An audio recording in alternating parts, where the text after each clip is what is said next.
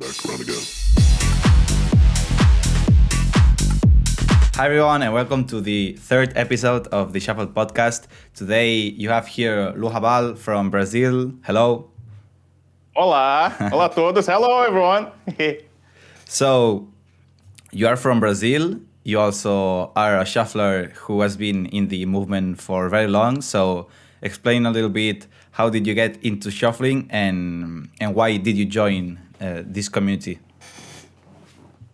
All right, so my name is Luha, but you can call me Luha on whatever your accent, because my name is, because here in Brazil we have this nasal tone, so Luha, but call me the way you want to. I'm 28 years old. I'm almost 28 years old, actually. I'm from the city of Esteio in southern Brazil. And I shuffle since March, April 2010. I began shuffling. I was wandering on YouTube some day, and then I found the video clip from Jador Hardcore from the German group Scooter. Uh-huh. And on this clip, it was a hardstyle track, and there were shufflers from Melbourne dancing. There were Pei and Sarah, very famous duo. And I think there was Oscar, Tiffany. I don't remember the name of the other ones, but it was a video clip recorded in Melbourne with Melbourne shufflers shuffling with a hardstyle track. So it got my attention. That music, that movement, it was really interesting. It got my attention, and after some time, I decided to, okay, let's try to learn it just for the lulz, just for the fun. Was this in 2010, or did you this? It was 2010. So the same year you saw this video, then you started. I would say days after I watched the video clip, I decided to try to learn it. Of course, it was a complete failure because I never danced anything before, but the challenge, that feeling of try to do that moves that excites me. It was a challenge at the first place. It was something. I'm gonna get good at it. I'm gonna get good at it. Yeah. After some months, I found some people here in my region because I felt alone there. I think that was the only crazy guy who wanted to learn that dance. But I found some more people. They had a crew. I made part of that crew. The crew was called Moving Faster. And here in the metropolitan area of Porto Alegre, which is the capital of my state. And my story begins there. Basically, March, April 2010. So I think we don't have to say that, but your style was the Melbourne shuffling one, like with dance, with hardstyle, with hard music. Yes, I think it's one important thing to everyone who is listening and who is watching, who are listening, who are watching. Please, Luha, use the English properly. Is that nowadays people use the word shuffle dance or just shuffle to what is going on over there. But some years ago, the thing Melbourne shuffle was the thing before Cutting Shapes appeared and all this convergence mixture mass that happened afterwards that I'm going to explain later. I am a Melbourne shuffle guy. I wear fat pants. By the way, that thing, bright thing over there is one of my fat pants. The other one is on my bed. I am that guy. That is there a fan of the 2007 generation of Sacco, Mickey, Rocky with fat pants going left and right with hard style. Pretty traditional, pretty simple, but that's the thing that I want. Of course, I also admire all the ways of shuffling, but the way that I want to express myself is to that. Through Melbourne shuffle. Yeah. Yeah, for 2007 generation of Melbourne shufflers. Yes. Yeah, it's a very particular style and feeling that because I don't know if you like if you tried to dance to like another style with other music, but I know how to do Melbourne shuffle, cutting shapes and different styles, and the feeling you give in that moment is pretty different. So I think that it's also good to to learn how to do many of them just because the feelings or because you like the moves, because you can take like the energy and the essence from another moves from another sub style of shuffling and put it into in this one. But there's also people that only likes to dance this one because not because they are close-minded, but because this is what you feel, this is what you're saying, like.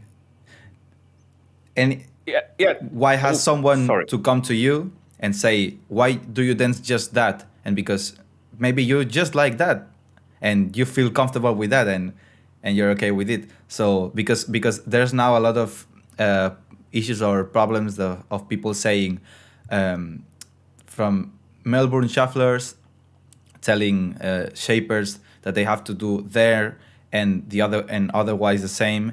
But there's people, we have to respect that there's people that only going to Melbourne shuffle and people who only is going to do shaping. So yeah, what were you going to say after?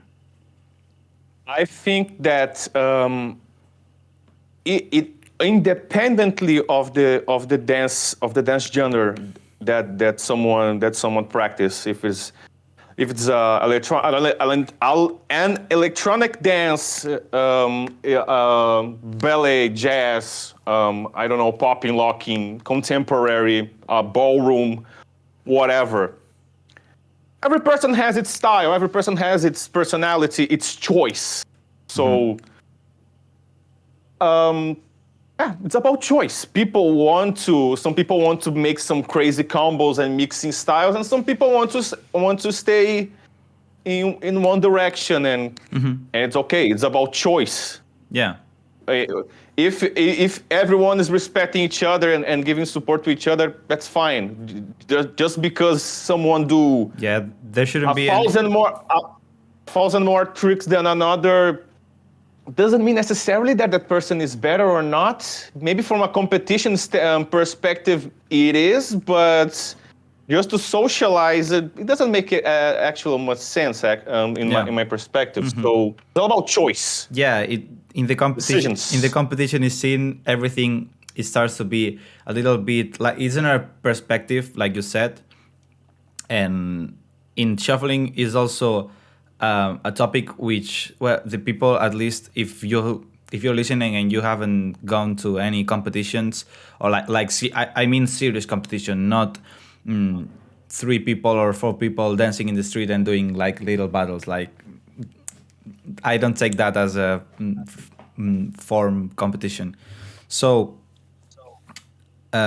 for many people, probably they don't know you because like you're not very known in the social medias, or like you're just very on your own, like in Brazil, and like happy with just dancing, and and you're here basically because it got to my attention, like Kento talked me about you and then I followed you, and after I followed you, you wrote me a message, and you sent me it, I think it's a thesis for your that you did in your career, in your degree. Yep. So tell us a little bit about the career that you chose and what is this thesis about, because we're going to dig deep into this right now. So introduce a little bit. Why did you study dance, and why did you choose to do this thesis about electronic music dances, which is the main thing about this thesis? Okay. As you mentioned, Marbiik, I am not that famous on social media. I am not the greatest shuffler with a lot of with a lot of followers. I wasn't a big shuffler with a lot of subscribers on the YouTube era. So I am not that known for my online reputation as a great shuffler dancing, but a lot of people know me that I'm a big nerd, that I'm a big dedicated person regarding the history Hey, of two of us. of this dance. So after I started shuffling, some things start to how could I say this, intrigates me because, for example, no one could answer me the origin of the fat pants, how the fat pants appeared in the Melbourne raves, where that thing came from. Okay, I'm using that, but why I'm using that? Where that came from? No one could answer me, and the questions and the lack of information made me start to pursue this knowledge, this path of knowledge. And back in Brazil, we had an old social media called Orkut, and we had communities. In the Orkut, the system was about communities. You entered in a community, and you were a member of it. And there was a Melbourne Shuffle community there, which I was part of it, and I started to put my texts about what I found and some tutorials from people, and people start to interest in it, and I decided, okay, I'm good at it. I'm good at finding information and deliver that information to people. After some years, in 2012, more precisely in June 2012, I started to give some classes in that anime events, in that conventional events from comic books and stuff. Here in Brazil, we had a little experience that in some of these events we had Melbourne Shuffle, our room, specifically for Melbourne Shuffle in those anime events. We held some here in my capital. And how did Melbourne Shuffle get into these kind of places? Because it's about comics and anime and this kind of things. Like how does get Melbourne Shuffle? Because it was an internet thing. It still is an internet thing. So the people that were otakus and geeks, some of them knew some dances, some electronic or rave dances, a little bit of jump style, a little bit of tectonic. There were some people that knew about it, and that was we decided that we were trying to get more people to dance with us, and that was the targets. And it worked a little bit, but at these events, I discovered that I was a great teacher. I knew how to teach people. And after some time, I decided, okay, I want that as a profession. It was around October 2012. And here in Brazil, we have a graduation on dance, dance. So you have universities that have a graduation. In a lot of places in the world have, but here in Brazil, we're more like a recent thing. And I decided to enter in one. And in 2014, I entered in the Federal University of Rio Grande do Sul, which is the university, one of the federal universities here in Brazil, in my state. And I decided to learn a lot of things about other different dance genders, from ballet, from popular dances here in Brazil, a little bit of flamenco, a little bit of contemporary. I learned a lot of things about how we learn the moves, how we teach the moves. So a lot of sociology, a lot of anatomy, physiology, kinesiology, dance history, pedagogy, dance pedagogy. So I learned a lot of things. How to produce a piece you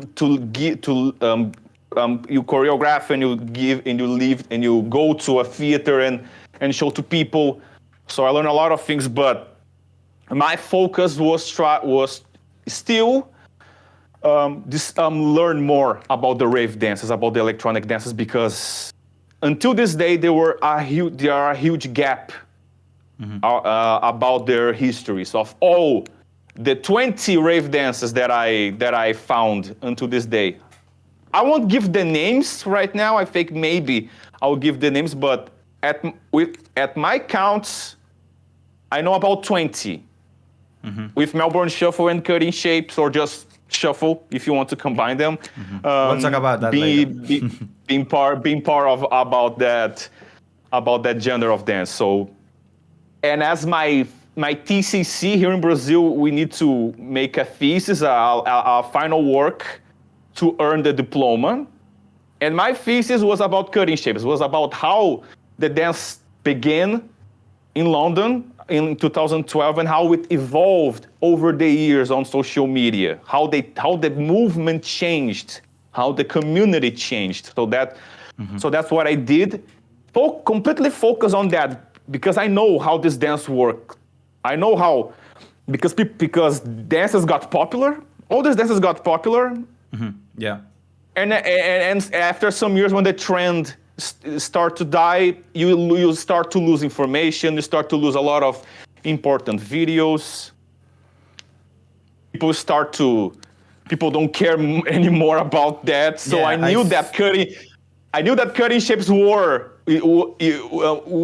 would be the next one, and I didn't want that to happen. I had the power to make an academic paper saying, okay, this is what happens, this is what I observe, and it's here, and that's what I did. Yeah, I think this happened to these rave dances that started in clubs and all these things, because they were like only done in these places. There was no like professional culture, like academies, groups that were doing shows, or all these things that happen outside the raves, outside the clubs. That is what makes people dance during the week, not just on the weekends and when they go party.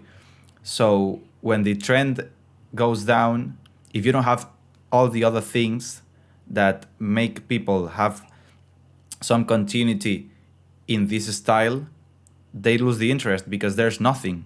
This is when I noticed that, like, you mentioned about a different, like you mentioned tectonic before, which now is called electro, like tectonic, because we've talked about that with electro dancers here in Barcelona that told us that tectonic was a brand of drinks, I think, and because it was the sponsor of a lot of events, and like the dance was starting to get called as tectonic, but like the actual name, like you won't find things nowadays by tectonic. You will find it as electro dance if you want to search for this style.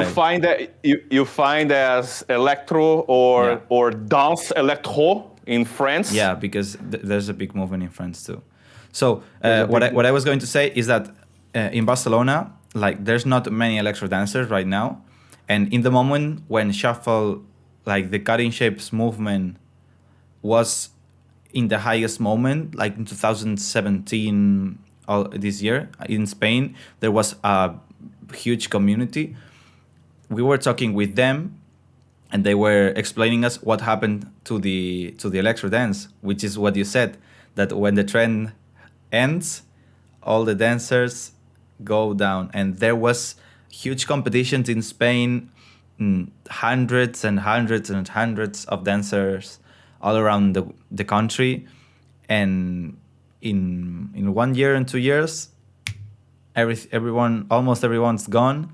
And when we saw why was this happening and what was making people leave and stop dancing, here in Barcelona, the ones that we were starting to organize things, we said, okay, we don't want that to happen in Spain, and neither are outside Spain. So we need to make things that make people want to stay dancing, and like make them like create something for the people to have in mind. Okay, I need to next year there's going to be something, and the other two, and the other two, and oh, I like shuffle, maybe I can start classes too. So like we need to spread the culture. We started to do a lot of things that was helping to. Mike has died. What? It cut a little. It cut some parts. So repeat after the some 20 seconds before. It cut it a little bit. Okay. Oh, I got scared because you screamed. You screamed so much. I screamed too much. Okay. So now what I was saying is that we started to create a lot of things for the people in Spain, and then we went also out of overseas Spain, and we felt that because we were creating contents, but not content about just a choreography or like that, like content, like classes, like things for the people to want to receive information, to learn how to dance, to learn about history, to make events, and all these kind of things, competitions, workshops, all events, things that make people want to go to the next one. Because if you make a good event, it doesn't matter if it's a meetup, if it's a tournament, if it's a workshop, and people enjoy it, people will want to come the next time. So in this time, they won't stop dancing because they want to, even if it's a competition, they are going to even train more and practice more for the next competition. So a lot of styles that died in this era after the viral is because there was not many people or no people at all that were creating things for the community. So this is why shuffling is lasting, because there's people active and creating, and this is why shuffle within all these styles that are from these electronic music dances is one of the most that's still active. Electro dance too. Not in Spain. There is active. I know because I live in Spain. But for example, in France there's a big movement. In Russia there's a big movement. But because there's people making the movement and creating a lot of things. So this is really important, and this is why shuffling is still alive. If not, it will be dead. It will be dead. Yeah, I think one of the differences between the shuffle community and some other rave dancers community is again is the quantity of people. The numbers are important, but the commitment, the dedication are important, because it doesn't matter if you have 10 or 10,000. If I don't know, half of them are just caring about moving yourself, and that's it. The culture will keep dying slowly. I know this because I see the relations between all these dances, and it's kind of like this. It's all up. I think if a certain community wants to be active and live long enough, it needs to first be strong, and second, be dedicated to it. Not just to dancing, not just to record videos and having followers, but still keeping the meetups, still keeping how to try attention to more people. Try to convince them, okay, this is a nice thing. You will be very welcome here. So I think that's one of the things that the shuffle community is different from the others. Is this commitment, is this will to come to us, come to our side. Here's good. Join the good side. I think that join the good side. I think that now that we talk a little bit about tectonic, I think it's important to tell to our audience what are the electronic dances or rave dances, or as I called, electronic and rave dances, or ERDs. I think it's important to give this concept for the people, because a lot of people from our community, from the jump style community, from the gloving community, know about each of these dances, but I think that people cannot see a complete relations between all these dances. So in my thesis, I wrote a whole chapter trying to explain all these relations between all these dances. So let me introduce to you the concept of the electronic and rave dances. So basically, we have all these dances that begin at first in raves or clubs around the world.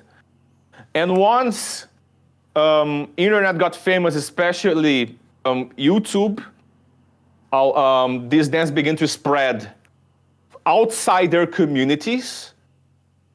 And nowadays, all these dances are strictly related to the electronic music community and the internet and the social media. You cannot talk about these dances without one of these elements. You cannot. All these dances have things in common. So, for example, all of them have some period of popularity. So, for example, jump style and electro, erroneously, I don't know how to say this, commonly known as tectonic, but is the wrong name is electro. They were very famous around 2007. Very, very, very famous around 2007. Other dances, for example, we have sensualize and free step here in Brazil that were very famous around 2010. We had Gloving from I think Los Angeles in the United States. Its peak was around 2009, 2010. So all these dances have this big period of popularity. All of them got really viral. They became a big trend online in some period of time. All of them are connected to electronic music. So whatever the style of music is, if it is house, if it is techno, if it is jump, if it is hardcore, if it is hardstyle, if it is complextro, if it is whatever. You name the name of the EDM styles, all of them dance to it. A huge amount of styles, of music styles. All of them begin at raves and clubs, but nowadays all of them are connected to the online world, to social media, but still connected to the music. So it's not about a TikTok dance that became viral is an electronic dance. No, we are talking about connected strictly to electronic music. So it's not just about being a social media thing. It is a social media thing, but you need to have this music element attached to it. And let me add here that, for example, right now, dances that are just in the social media, like for example in TikTok, which are just the trend moves and the dance is the trend itself. These dances, they lack a foundation, like they have no base, no nothing to build on these dances. And it's very different to say that you, for example, shuffle and you do shuffle videos in TikTok than you do TikTok dance, because what I see when people say TikTok dances is people that just take a trend that they don't know how to dance, like nothing. Like they just learn the moves and they shoot the video and that's it. They don't have any interest in learning where are these moves, where does it come from. So I think that this is a very important point, that not because shuffle is right now super trendy in TikTok, this doesn't make the shuffle a TikTok dance. Like shuffle is not from TikTok. It's not born from TikTok. So if you just know shuffle from TikTok, you need to know that there's a lot more in the shuffle culture than just TikTok. It's like YouTube in his epoch in 2005. Like it was spreading, but shuffle wasn't a YouTube dance. It was a rave dance. Yes. So this is very important to have in mind. Yeah, but here is the, we have in Brazil the expression called the cat's jump. Here's the cat's jump. A TikTok dance can become an ERD if there's a community committed to it, if there's evolution on steps, if there's it's basically commitments to keep that movement going on and going on and going on and evolving, not just something, oh, okay, it's trendy, I'm gonna do this, then 2 months later no one does that anymore. It can evolve. Like all these dances, Gloving was a guy named Hermes put some LED globes, the LEDs in a glove, and someone recorded that video. It could be just a fad, but it grew into an enormous community. So, I'm not disagreeing with you, Marbiik. It's not the case. I'm just clarifying that it can evolve. There needs to be a culture movement and there needs to be direction and commitment. Because before the raves were happening, like dance styles that were created at parties, this was like there wasn't any style like this, like with electronic music, because there was no electronic music. So if something new comes up and there's a culture movement, there's a why.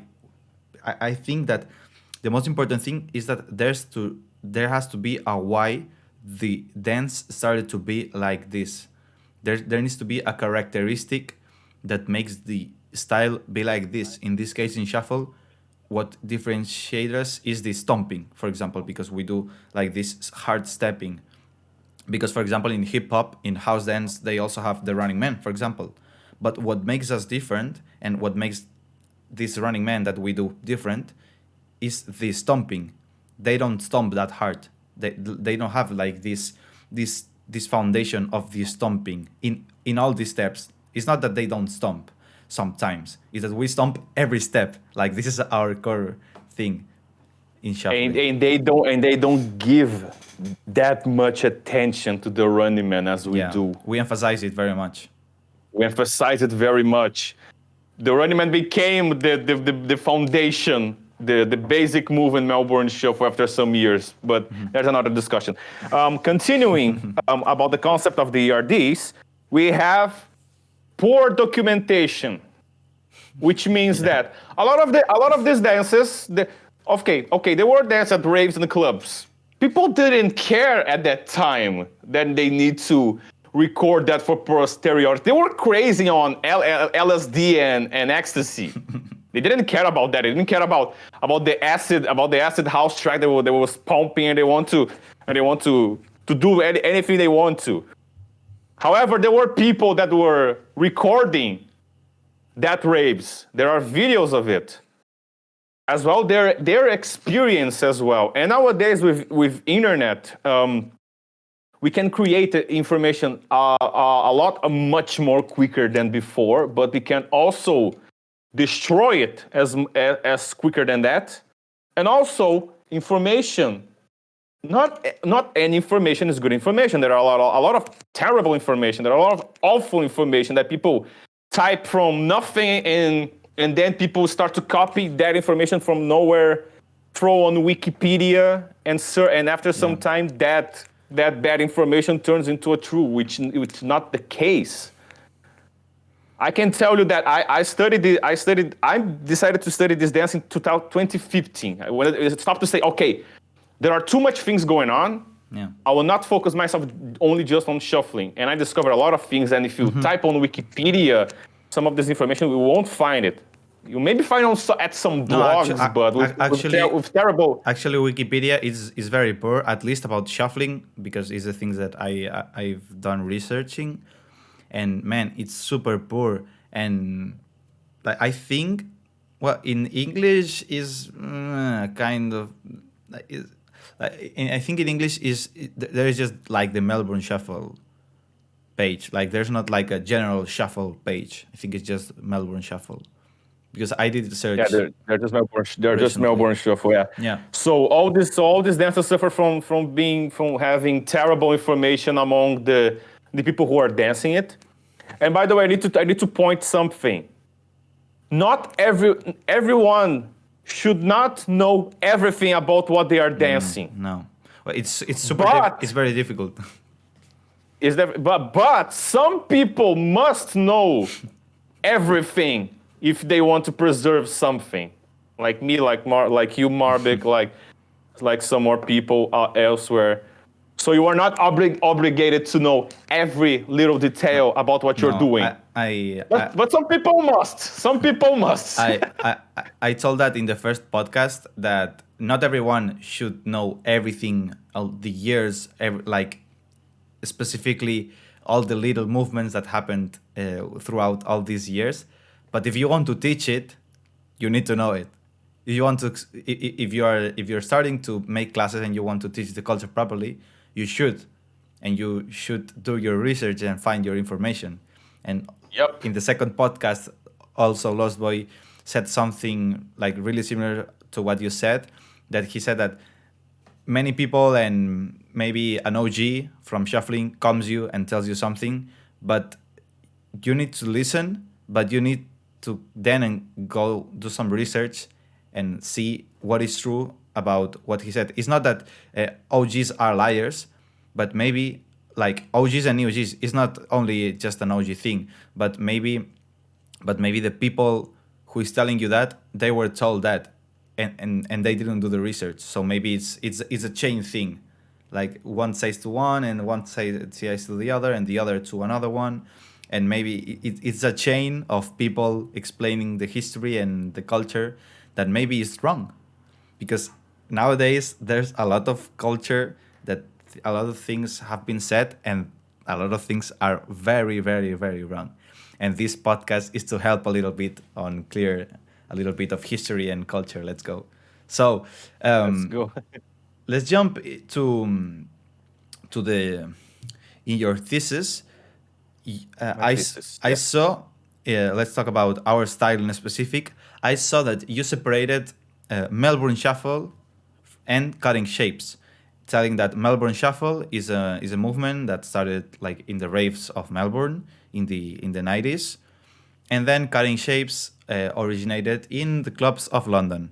So, right now with the information I have, well, there's part of truth and not, and like to treat them as different styles. But first of all, like I don't want to like go and be hard on this one, but I think it's going to be very interesting for you to explain how did you end and did you finally get to this conclusion, and how was your researching, because a lot of people even don't care about cutting or don't care about Melbourne. So how, because you also said that you can have them all in the umbrella of shuffle. So why well, how did you get here until this point of having this information and categorizing it like this? I think one important thing that is that it's not just because that I wrote some academic thing that is 100% true. No, people must criticize, especially because I wrote it in 2018. Now it's 2021, and a lot of things that I wrote back then are different from what I think, from what I discover right Okay. now. So there are things. So Okay. there are things that I need So to update. first we will explain what is written in this thesis, and then we're going to see if everything, if there's something that has changed. And this exercise will also be very helpful if for the people listening to see how an opinion and from the same topic, from the exact same topic can change so much within just 3 years, because culturally wise 3 years is nothing. 3 years in that culture is nothing, and maybe the explanation can change so much. So let's talk about what's written here in the thesis. And as we said, you have the part where you talk about Melbourne shuffling, that you said before that it was the overall name, like the name for the complete dance, and then it was started to get named just a shuffle, and then you also added the chapter of the cutting shapes. So what information did you have in this moment to write this? Like how did you collect and process all this information? Process of this information. Okay. First of all, Melbourne Shuffle wasn't called Melbourne Shuffle at all. First, it was at the beginning of the Braves in Melbourne. It was called Stomping, and after some time, people start to call it Rocking, and then around the beginning of 2000s, they start to call it Melbourne Shuffle. And when YouTube came about, it was Melbourne Shuffle everywhere. Melbourne Shuffle, Melbourne Shuffle, Melbourne Shuffle, just Shuffle. Okay. Point is that in the UK, at the clubs in UK, as Cassidy and Mr. Shapes already told, but I think it's important to repeat that. Shapes and Shuffle were words for two things that kind of connected together. Shuffle was just the movement for the feet, for the legs. How you drift side to side, a rotation of the ankle and all this stuff. That's Shuffle for them. Then you have cutting shape that's like making and improvising and creating formats with your body. Okay. I think that everyone knows that by this point.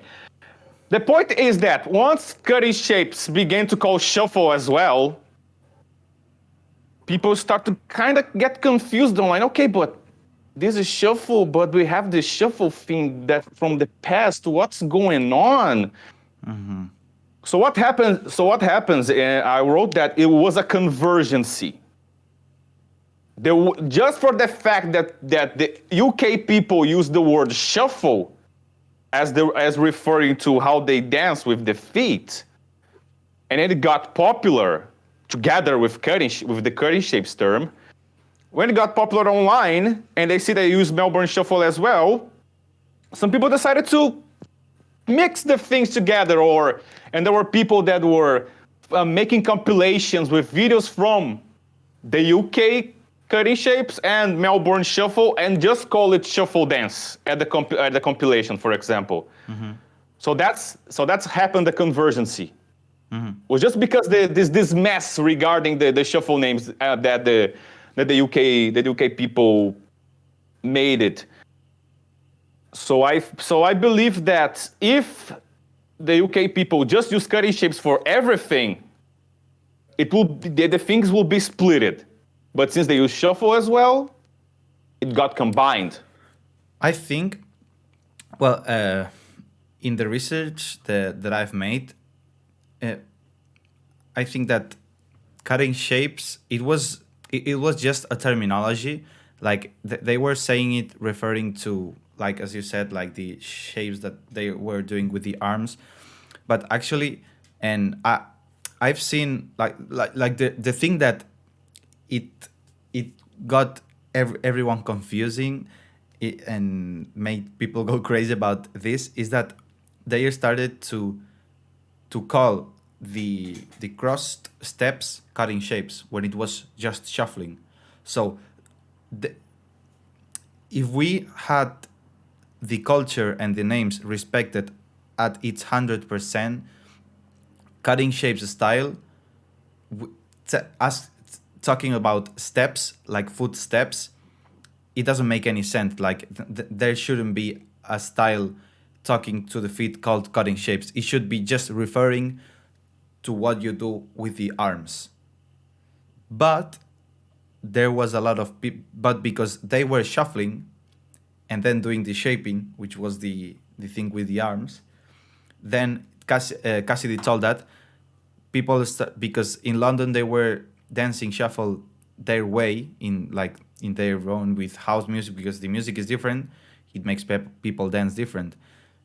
And also the shuffle comes from the drop foot, because it's the same, literally is the same as stomping, which is dropping the foot. And this is like the essence of the shuffling. And when raves went to Australia, people that were dropping foot, then they started to build this big movement, which ended up being the Melbourne Shuffle. So there's Yes. been Sorry. no, Sorry. no. Sorry. It was just I was ending that is a huge misunderstanding about what is really the cutting shapes. I think that right now it's super difficult to make change the understanding of the people about what is cutting shapes and what is shuffle. I don't have this issue because I just embrace everything, like I take everything as shuffle. It doesn't matter if I cross, if I don't care. I just call it shuffling. I refer to cutting shapes if I want to say something really specific, but overall I talk about shuffling.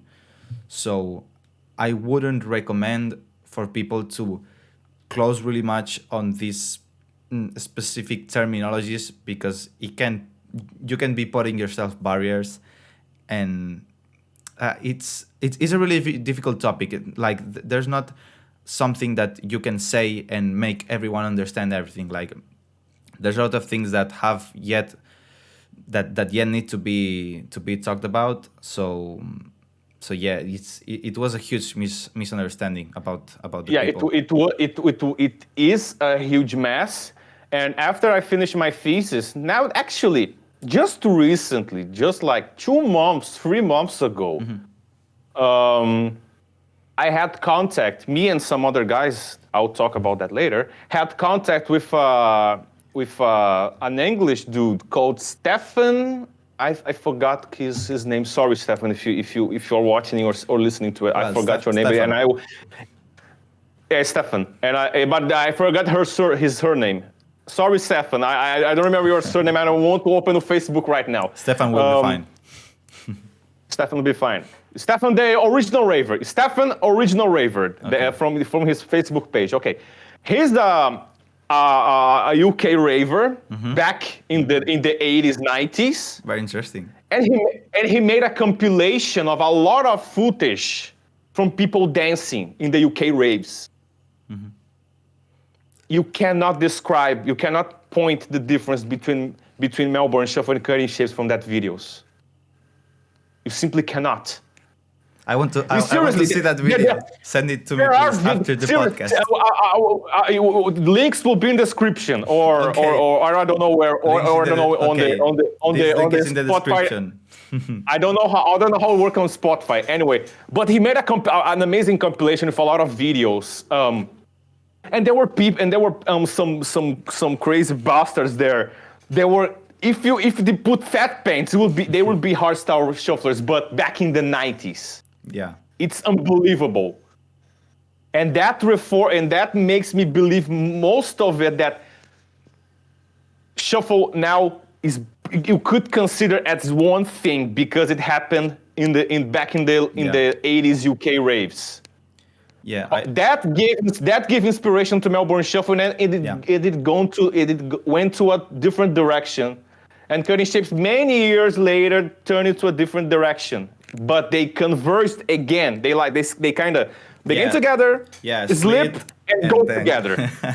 Yeah. Yeah. Bifurcation, and they went to the same road again. I agree on what you said, and I think that is a really important point. So please, if you're listening, take that into account. That if we have done the researching, and we haven't found a relation point with shuffling, like stomping or footstep, drop foot. Sorry, about drop foot or stomping in the UK, and it was just a thing from Australia, we maybe would be talking about different styles.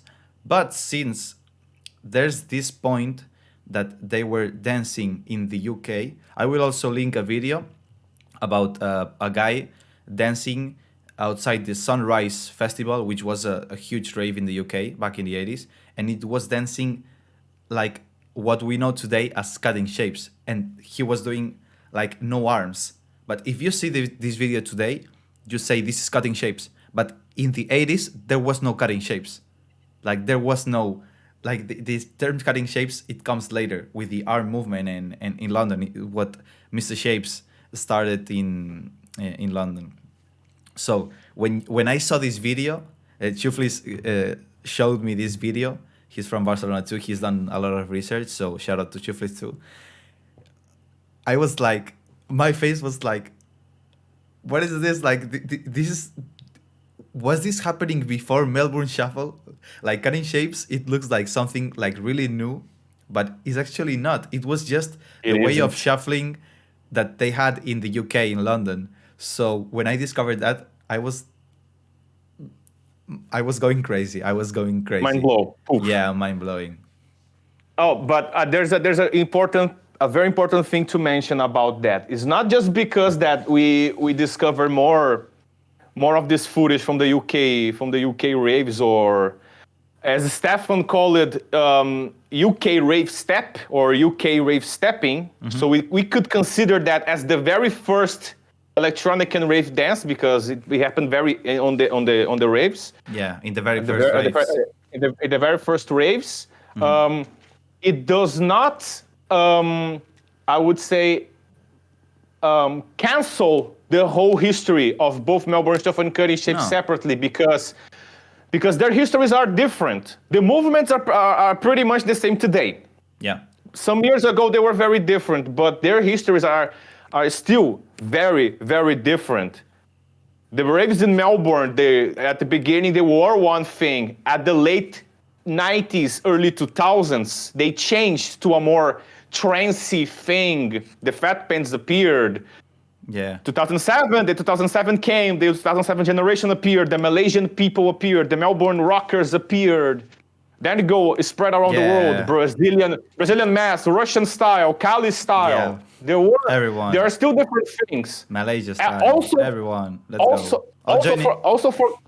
Also for cutting shapes, we have this original 2012 original style. Yeah. Then we went to Canadian dance Yeah, from the Netherlands. Yes. Then went to the 2015 Instagram girls like Gabby David, Elena Cruz, Van Secco, which is now the big problem in the scene. I will tell names, everyone. I will tell names. I don't care. But okay. Then we have the Spanish people. But Then have the Spanish people as well. But why is she a problem? Like, why do Yeah, you people consider it a problem? I don't consider it a problem. Okay, People are okay. telling that it's a problem. Okay. I was like, oh my god, this. No. I'm not hating. I'm not hating on I don't her want- and her people. I don't Please, want I'm not beefs here hating. in the podcast, please. This is just about spreading the culture. No. Let's go. I'm not hating. I'm not hating, man. I'm not hating. Please, I'm not hating. I'll give all support. I'm just saying that the community is hating. That's not the problem. I think Anyway. I think well I don't want to talk about this topic because I think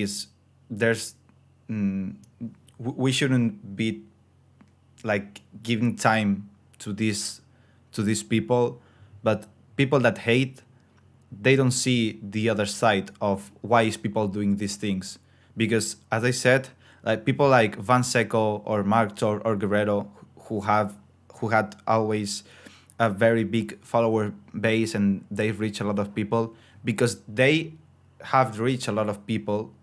Now people who take it more seriously, and out of these thousands and thousands of people who joins the shuffle dance community because of them, and they were really interested, this is now people who is coming to ask us things about the culture, who is asking for classes, who is telling where do you do workshops, or can I join your classes, or where do you do events, or when is the next meetup. All these people who is now really interested in the culture is because all the people that it's not just these three people I mentioned. If people weren't posting Melbourne Shuffle videos in YouTube, we wouldn't be here probably, because I also discovered Shuffle throughout Melbourne Shuffle video. So shout out to all the people who create content. It doesn't matter if you have big follower base, if you have little follower base, if you just bring one person to the Shuffle scene, it's worth it to create content. So it doesn't matter the way of creating the content. If you're not, if you don't teach the culture wrong, you're not doing nothing wrong. You're just sharing videos. If you don't do LMFAO things, you are okay. Simple as that. Don't do LMFAO. Simple. It's pretty damn simple. If you are inside the shuffle community and you are doing the something right, Oh my Go God. to TV shows, go to anywhere else. Spread the fame. We will be happy. But don't do LMFAO. That's it. Regardless of who you are or what you do, don't do LMFAO. I did it once. I'm sorry, Luca. You're okay. You're okay. If you know your sins, you're okay. Yeah, but for I'm example, kidding. I last year in 2019 we have a group where we do festival shows, and we had like two the same show. We had like two songs, and one it was with bass house song, electro bass house song, and the other one we had like the party rock song, which also we were like all the outfits they were like LAD outfits, and Oh, nice. so it's it makes people go crazy, man, and makes people love shuffling. And because we know why we are doing that, because it makes people like shuffling, and then if they come to us we won't teach the the LMFAO dance like but as we say, like we need to treat things that go viral and have a lot of reach as the things they are, things that go viral and reach out to people. So not all the things that go viral represent the culture. Maybe they do, maybe they don't. So, Maybe they do, maybe they don't. but we need to analyze and don't criticize at the first moment. So Yes. after this break of almost hating. Almost. No, No, but no hating, no hate. But just to just it was really fun. It was really fun. I want just to give you everyone a little compilation of discussions and problems inside the Melbourne Shuffle community. I don't know about the cutting shapes people, Yeah. but the Melbourne Shuffle community was always about complaining of the new things. The people back in the early raves in Melbourne criticized the late 80s, early 2000s changing the scene because they were using fat paints, because they were using more like a German trance, more like a arpeggio thing. It was different, and that old people from the 90s raves, they didn't like it. They say, okay, the scene is dead, stomping is dead. Yeah, it's like right now, for example. It go on. Yeah. Hold on. It go on. These people from the early 2000s, from the Melbourne Shuffler documentary from 2005, Yeah. hated the 2007 generation of kids with hardstyle thing. Second point. Third point. The people from the hardstyle community, the hardstyle shuffle community, the Malaysian community, the Melbourne Rockers community, hate Kali when Kali began to evolve. Yeah, it's never ending. Are you see what the whole Melbourne Shuffle community hate cutting shapes when it got famous because they were it's just some girls with shorty clothes dancing like this, blah, blah, blah, blah, blah, blah. You know, it's never ending. It's a never ending Because discussion. When they see a new thing coming, they start complaining because it's different about what they're doing right now. In my generation, it was better. It's always the same discussion. Yeah, it's ego. Melbourne Shuffle community is this. It's pure ego. Pure ego. Okay, done. I'm done with that. Parrot, next. So no, I was saying that right now there's a lot of people saying that cutting shapes is dying, and I'm saying, what? What you knew of what cutting shapes was may be dying, which in Spain was all people dancing the same, all people doing combos like the same, everyone the same step, people dancing the same thing with different songs.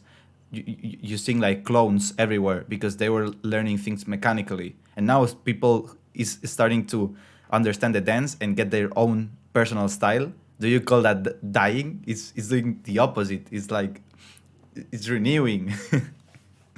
So No, it's not. It's not. yeah, but It's not. But people get stuck. Like a lot of people say in Spanish community, I talked about this 2017 movement, and a lot of people says, man, all these old times from 2017, these were good times, and I'm saying, man, People are too much nostalgic. yeah, but if you really love the shuffle culture, like in general, I don't care cutting shapes, Melbourne, like, man, everything is coming together, and this is great because like we do a lot of good to all the all the people, like there's no preference in one or another.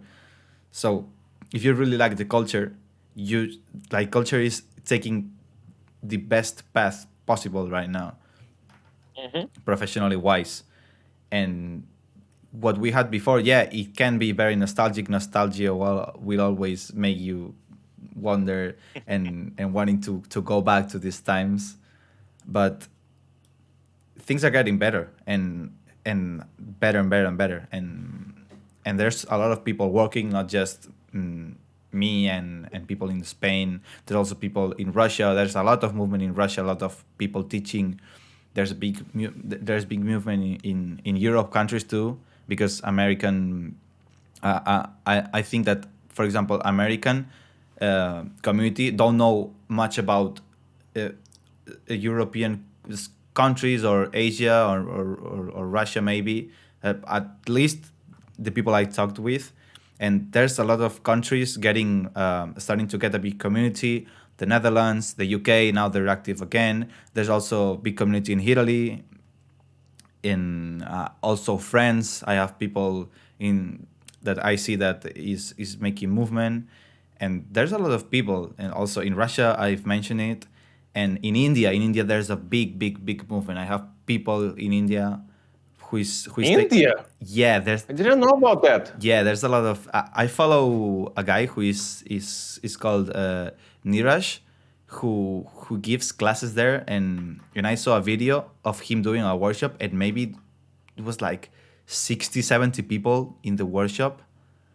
It was so crazy, and I've also been in touch with the Chinese community recently, within these last months, and I was talking with Zebra, with this is one Chinese dancer, and I asked him how big the community was there, and how many dancers do you think there can be in China? I'm going to give you one try to guess it. Yes. So he told me that in all the country there's maybe 1 million dancers. Are you counting the elderly people in China dancing on public spaces with traditional Chinese music? Are you counting these people too? I think yes, because he told me that there's a lot of people that dance a shuffle as a sport, as a way of exercising, and there's a lot of people in the squares, in the plazas, dancing shuffle, but they're not like interested in the culture, in the movement. They just do the dance. Like there's been a lot of viral videos of schools and principals of schools teaching shuffle to all the students. I think it's important to clarify this to the audience. Chinese scene is completely unknown to us. First, because of the linguistic barrier that the Chinese people have with Mandarin. Not much people know English. Second, they have the censorship, so we don't have much contact with them. There are the common community, like all of us in our countries, but there are also a kind of a parallel, I would say, community with these elderly people dancing on public spaces, dance school principals dancing with all the children on the school. It's called ghost dance or guizhouhu or something like that. I don't know. My Mandarin's terrible. Sorry if you're Chinese or Taiwanese or any country that know Mandarin, but ghost step dance, something like that. And elderly people dancing with traditional Chinese music, it's completely different from us. It's amazing. Yeah. It's still completely different. They may be pushing boundaries for us. developing Totally. new things They are into they the are step. they are us in like 30 years, 40 years. It will be us in the future. Yeah, I'm actually in subgroup chats from Chinese communities, and it was really curious because they know people from Europe and from overseas, and but they also organize competitions. The format that they have in the competitions is really strange. Let's comment it to see what do you think. There's a shuffle page called Shuffle Power. I don't know if you know it, if you know about it. I think I do. It's Shuffle Power. So these last 2 weeks they have been posting battles from an event, and you in China they have a format which is 15-second rounds per dancer, and they do like 2 or 3 rounds. So they're very short rounds, which only allows them, like, they don't have much time to build or create like a round concept or to express well, to build something dancing. Like they have to, it's 15 seconds really fast. You need to go hard. Second one, you don't have like 5 or 10 seconds where you can start slowly and then start to build up. And you see like people going super hard since the first second, and running man, running man, running man, step, punchline, pa, kill beat, and it's all happening really fast.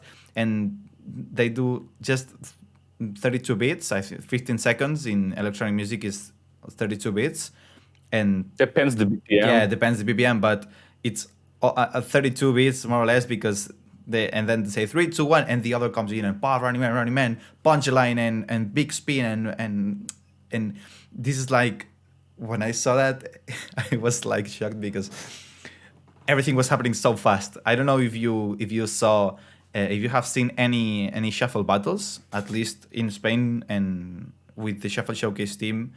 When I was working there, we hosted a lot of competitions.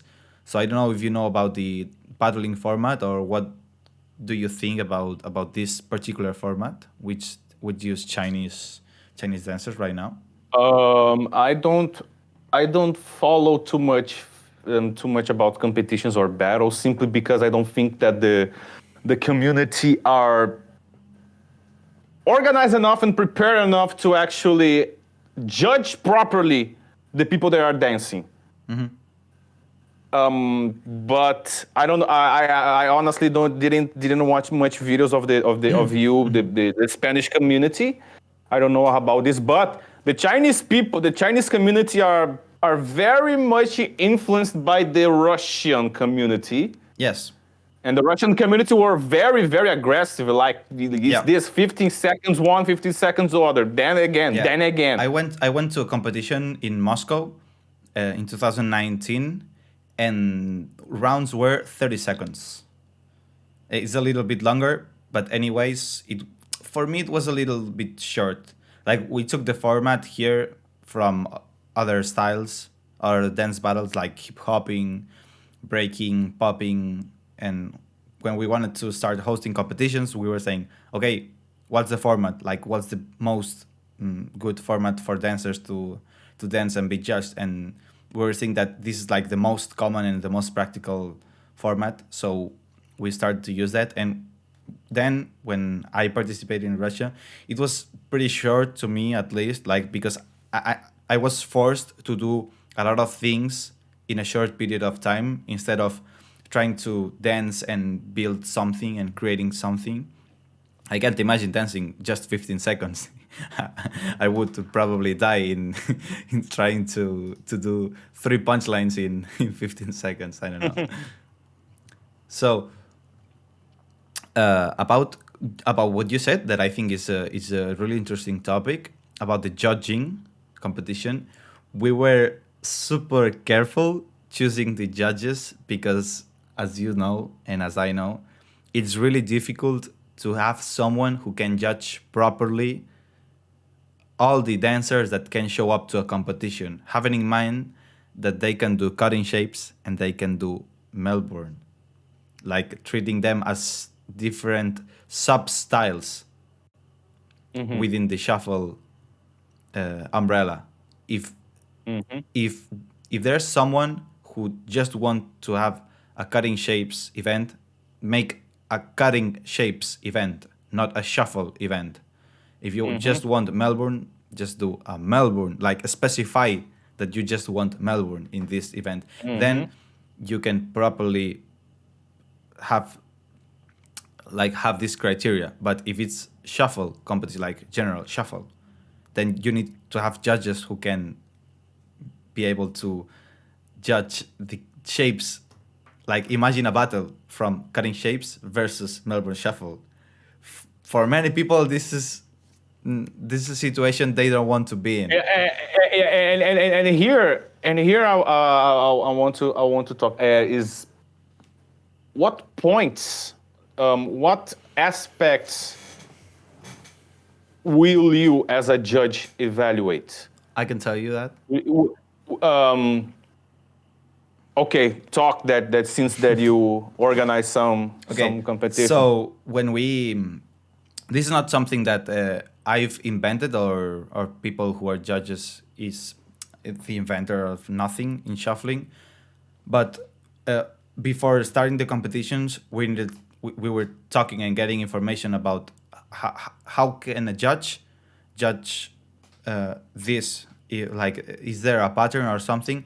And we were seeing in other styles that there's one thing called the foundation of the dance, which is the base of everything in shuffling. It's the stomping, the shuffling, like the dragging foot on the ground, the hopping, like the little jumps that we do for dancing and moving around.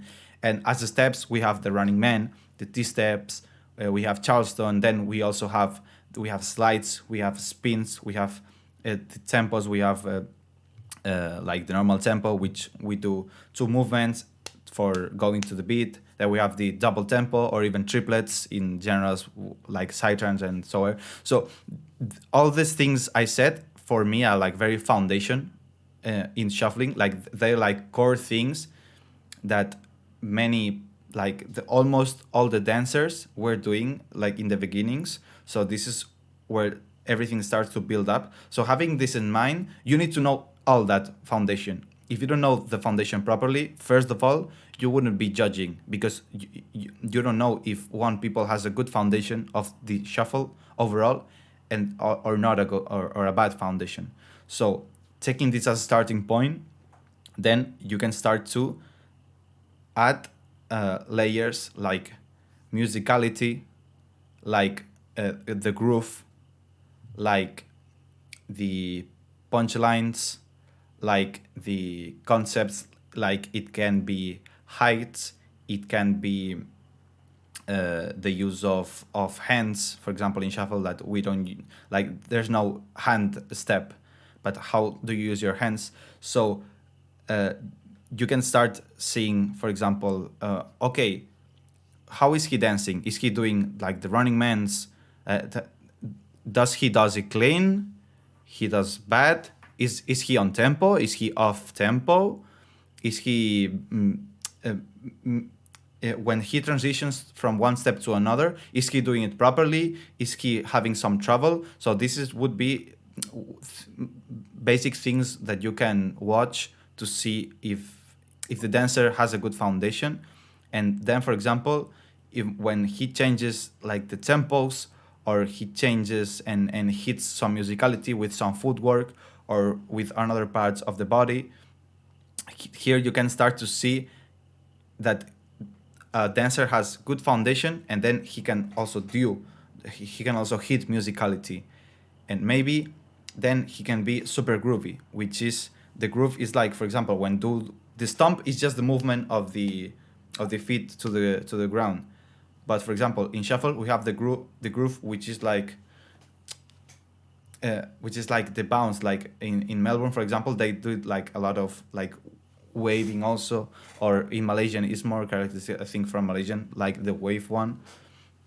And for example, in cutting shapes, their groove is more like upright, like they're like more so we're talking about grooves.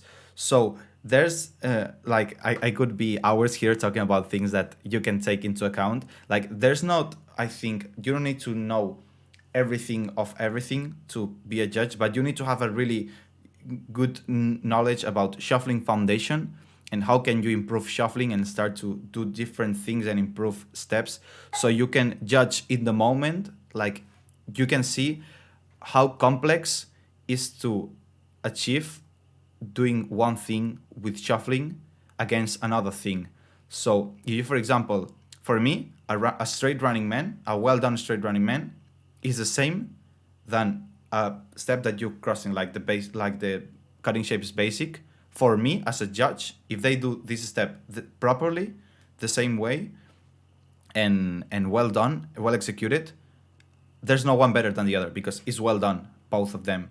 So it would my decision would base on maybe one has better musicality than the other, or the other is grooved has grooved better, or one did a punchline in a very specific moment that it helped like to he emphasized a moment of the round and he got like the crowd hyped. It's not because the crowd, but because he has done it really well.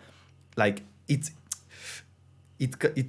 brings something like to the moment. So it's also the battles is a really it's a it's also there's a lot of atmosphere coming coming to these moments, but you need to have in mind a lot of things. I think you can judge shuffle, but you need to be one of the. I think right now nowadays, you need to be one of the people who has more knowledge, at least in your city or your country, to be a judge, to be judging a shuffle competition, because there's not many shuffle competitions. Like you don't have monthly competitions in all the countries, so there's not. And you think that there are enough people that know that have all the characteristics that you had just No, told me? no, That's the problem. no. But That's the yeah, problem. but man, but you can't be waiting always to people to get to a super high level. Like you can have people that can be judged, but there's always going to be better judges. Like for example, for me, Shuflis, he's from Barcelona. For me, he's one of the best judges all over the world.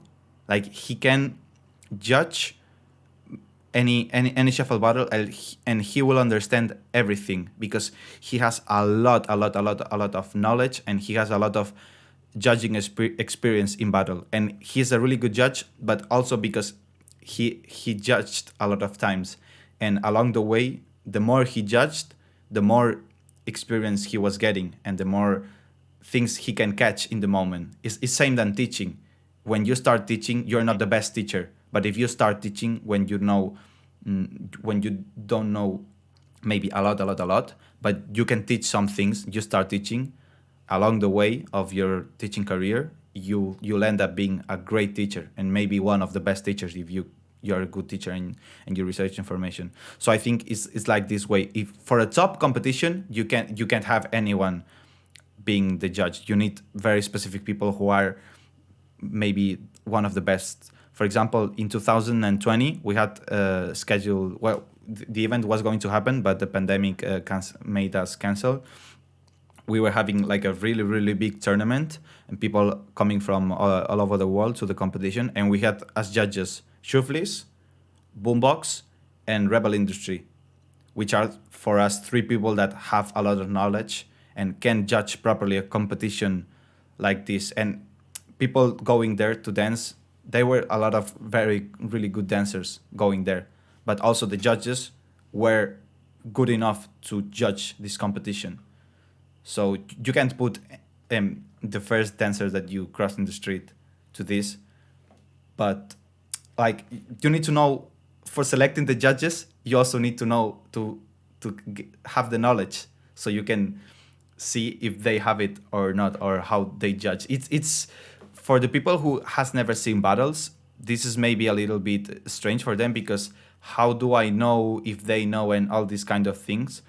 But as you get into the battling scene, you start to see which judge is better and which judge maybe doesn't know how much about judging and or doesn't have this information.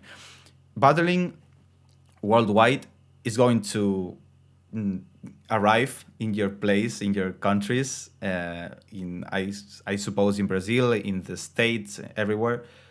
But it's going to be slow, and people willing to organize that and having these characteristics of choosing the judges and all these things will make happen good tournaments, which people are happy. Because if people aren't happy with the judge's decision, there's when more drama starts. So, so this is a very important point. My problem with all the idea of battles, of competitions are, first, most people don't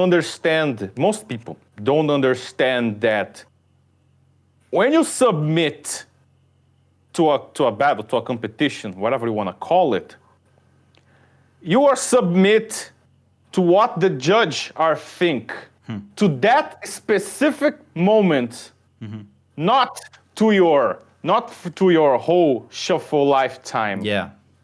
That's a really good point. Because people think that, okay, this guy's judging me. Who is this guy's judging me? You don't know my story, you.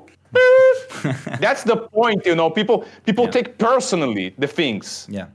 People don't take it as an event that you submit yourself to people to watch you and say, okay, you are good at this, you're good at this, you're good at this, but you lack at this, you lack at this. Then I will give you that number. That number is not for your whole life. It's for you in this dancing. moment. It's for that moment, and people don't understand that. This is really important. Second, people still need to view all have your point of view, because your point of view is extremely detailed from what a judge should be. Because there are people that say, okay, I like that parent. Yeah. just for that. That's their argument. I like that. Their running man, his running man is very big. Okay, fine.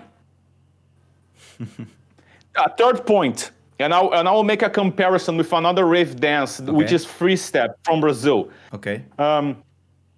Free step began as a normal dance with some choreographies in it.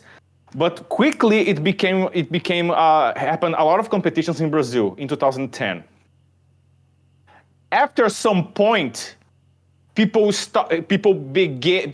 forget to use the base. It's the base, B-A-S-E, base, or base in Portuguese. Yeah, the foundation. People forget the foundation. People forget to use the foundation, the base. When they are in the competition, they were doing a lot of things, but forget how to use the foundation.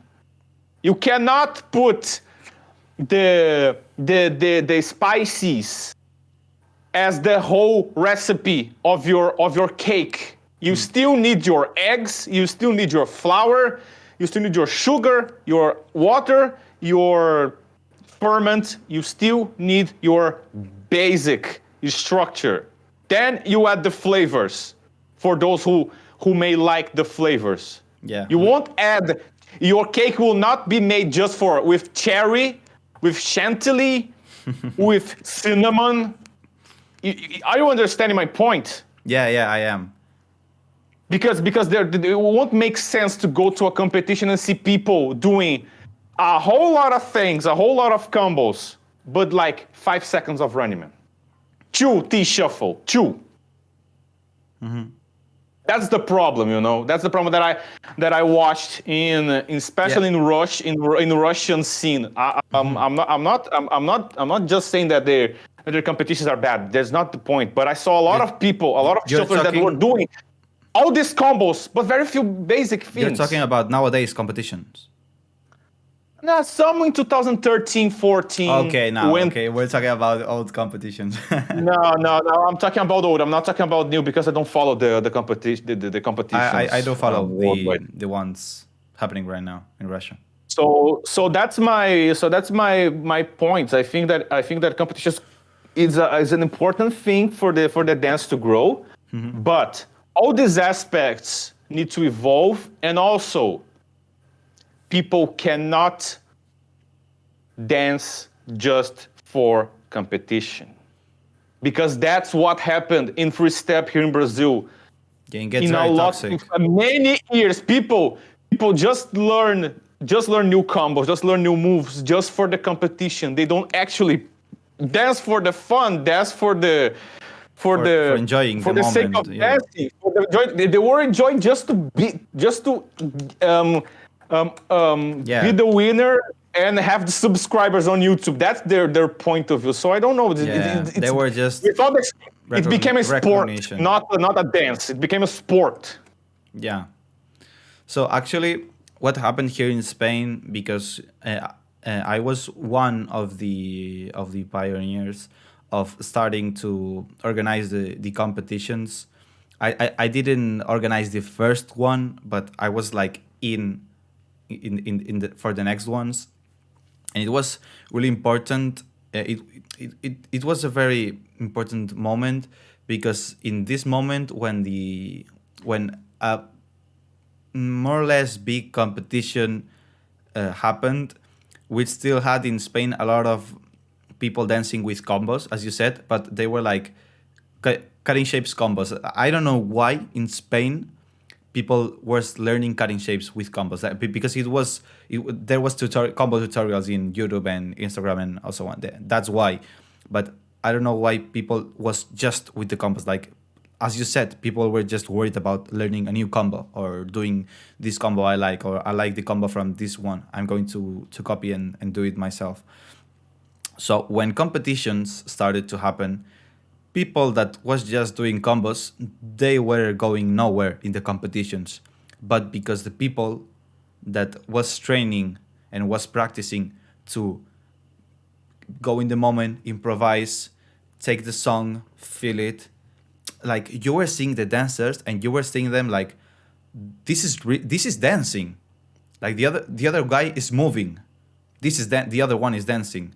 Like he's taking the steps like the running man, the stomping. It doesn't matter if it's straight or crossed. It's not about that. It's, you start to see that, and when people started to see that people taking this approach into shuffling and getting away from combos and focusing on developing the style, knowing the foundation, how to dance. This is just about how to dance. It's not just about being technical and okay, I know musicality. Yeah, it's important, but it's important when you practice that in specific. But overall, we need to dance. We need to hear the music and create in the moment. That's what a freestyle competition is for. So the competitions helped really much in Spain because people was starting to be interested in workshops. In okay, I want to learn the foundation. I don't know how to do that because I don't know the foundation properly or good enough. So I'm going to to go to workshops or to go to studios and learn. And we also had open studio here in Barcelona all the Saturdays, and a lot of people was coming. So competitions here, we were also teaching the people the good side of the competitions, as you said, as and we were saying exactly what you said. That like I understand your point totally, which is if you lose a competition, it's not because you dance bad, it's because what you did this day in this moment that you had to dance. And the guy that is winning, he's not the best dancer. He was the best dancer today. Like he performed the best today in these rounds. Winning a competition is not easy, and you have to outperform really good in all the rounds to end up winning. So it's not about being the best. It's about having the capability of outcome and be better than what you usually are in this moment. So having this approach into competitions, it kept shuffle in Spain alive, and it made people train more and wanting to learn more. And this is also one of the reasons that many people see Spain style very unique and very characteristic, but because people people is dancing, like people is not learning combos and or saying or talking shit about it's cutting shapes or Melbourne or Malaysian. And yeah, people know what is shaping steps and what is Melbourne, and they know it everything because we have done a lot of talks, a lot of history reminders to the people. But having the competitions this way, is super healthy, man. It's super healthy. I wish you were or will be in one of the next competitions here in Spain because they are truly amazing. People came from the States, like Fogchild came from the States. He's from California. Lost Boy was a judge in 2019. He was from the States, and they were saying this atmosphere is crazy. This doesn't happen in the US, and it's not like they are not saying the community in the US is bad.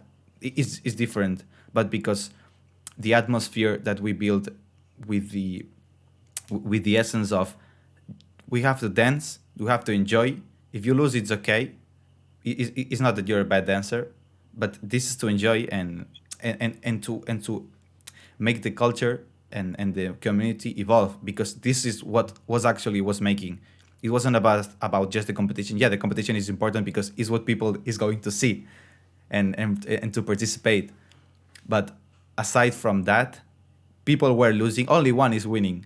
In the 2019, there was 100 dancers and only one won, and it was the best day of their life for the most of the people. So it's about Shuffling battle royale. no, but it's having competition like this is super healthy and super useful for the community because people start to train all the year for these competitions, and people is taking classes all the year and teaching and learning all the year. So this is great. Keep doing it. Yeah. Keep doing it. Okay. But just educate them to don't be stubborn and Yeah. just focusing on competing. That's the point. Yeah. Competing is good. And don't take things personal, people. Don't take judges' points personal. Yeah. Please. Yeah. It's just their opinion. Okay. Next. Okay. So let's talk a little bit now about present things happening. For example, I don't know much about Brazil and shuffling in Brazil, so. Okay. Boy. Okay, so Nothing happens in Brazil. Nothing happens in Brazil. Okay, brief history here. Brazil and Melbourne shuffle scene was big from 2008 until 2013. Then it died because almost all shufflers got 18 years plus. They have jobs, university, children to take care of, and they now think that was just a teenager thing they don't care anymore, and they even laugh about what they do in the past. Yeah, so they didn't get to see the professional culture of shuffling, which is happening right now. Some people, yes, but they are too much nostalgic. They're too much say, "Oh my God, what's going on? What is this? This is not what we do. Oh, that's terrible." The nostalgic thing that I mentioned. Yeah, because they haven't seen the evolution throughout these last years. They may see some people. I know that they don't dance, but they still have contacts worldwide. But they kind of still too much nostalgic, I would say. I would say that. So yeah, I'm pretty much alone here in Brazil. Now, I would say that there are some people that cut shapes here, but very sporadically, and on parties, and that's it. So that's basically it. When you go to electronic music parties or festivals, you don't see people shuffling.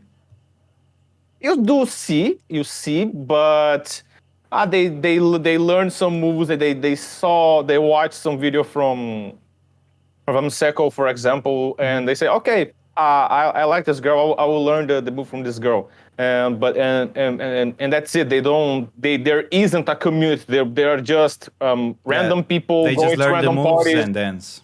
Yeah, nothing wrong with that. I'm not. No, nothing wrong. It's okay, but I'm just saying that there's no community here. So, do you know? Well, in the surroundings of Brazil, there's a lot of countries like in Latin America, which there are big communities there, like Argentina and all these countries. Like, have you gone? Have you gone to one of these, or are you thinking maybe to go? Because is I'm talking about these countries because it's the nearest you have, or just be, like what expectation do you have in the future for yourself in shuffling? Because Okay. if there's not a big movement in Brazil, are you interested in moving around or traveling? Uh, okay. I got to be really personal right now to you, to the audience. The fact that I'm alone here in Brazil, the fact that I finished the university, but I could not use my all the knowledge that I learned makes me really depressed. Actually, makes me really depressed about still being giving my energy, but those doesn't get the results that I want.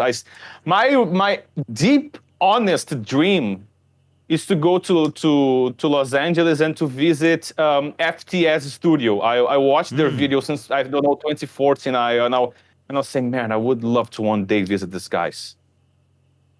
I know the surroundings here in South America. I watched some video of yours. I'm going to Argentina, going to Peru, going to Mexico, Yeah. and okay, but I still are very much connected to the US scene. I would say.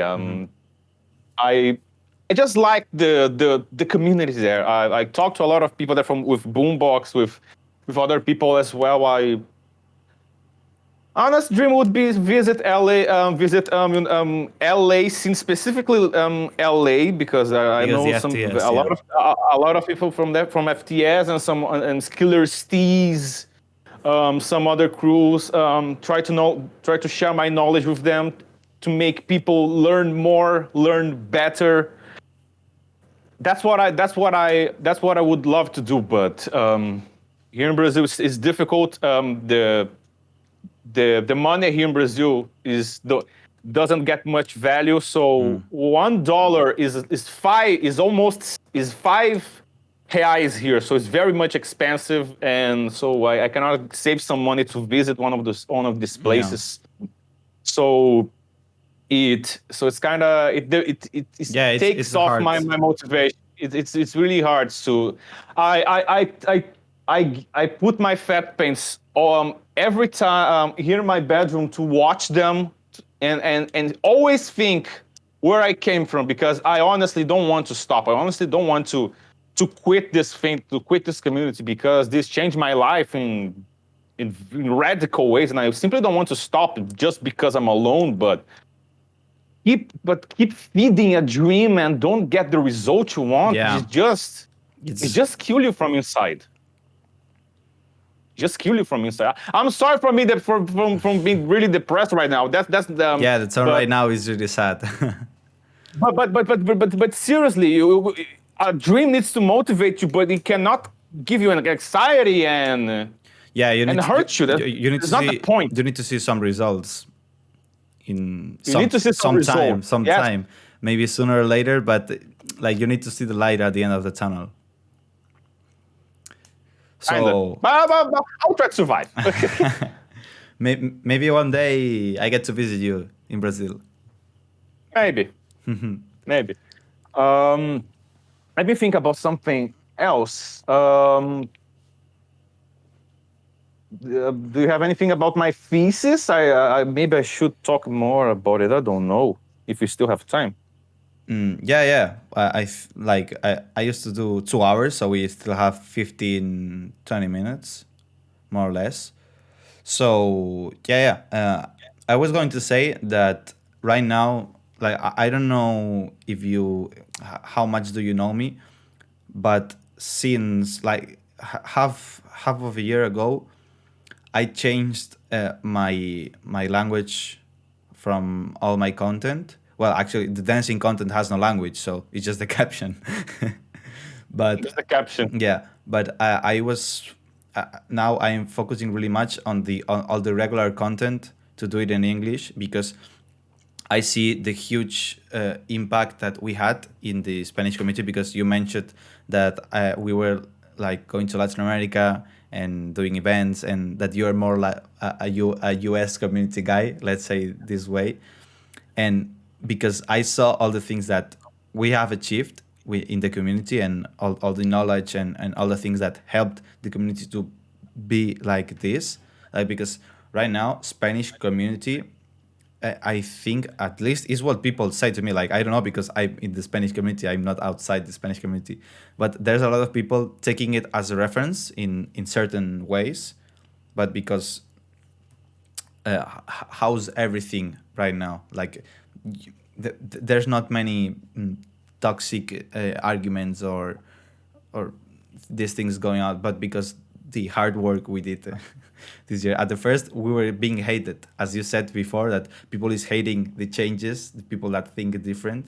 So at the beginning, we had the same message, that we had needed to embrace everything, and be inclusive, and not do just combos, but to learn to dance.